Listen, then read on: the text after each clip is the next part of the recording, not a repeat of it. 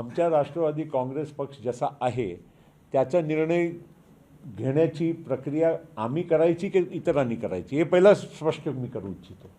आणि हे करत असताना आमचे निर्णय घेत असताना मी राष्ट्रीय कार्याध्यक्ष आहे, त्याची जबाबदारी माझ्यावर आहे की नाही. ट्रान्झिशन म्हणजे अजितदादा नंतर कोण कुठे हे करायची जबाबदारी माझ्यावर आहे, म्हणून मी सामोर दिसतो, म्हणून मला सामोर राहावं लागते. सुनील तटकरे महाराष्ट्राचे अध्यक्ष आहे म्हणून त्यांना सामोर राहावं लागते.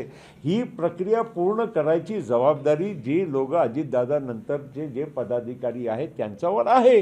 आणि म्हणून मी काम करत असताना पहिलं माझी प्राथमिक जबाबदारी आहे की आमच्या विधिमंडळाच्या नेता आणि उपमुख्यमंत्री हे कोण असायच्या, पद भरायच्या, ते झालं.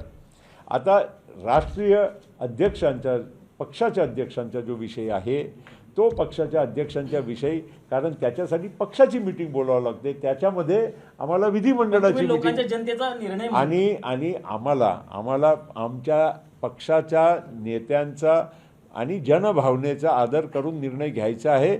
आणि मी प्रफुल्ल पटेल या स्पर्धेमध्ये नाही.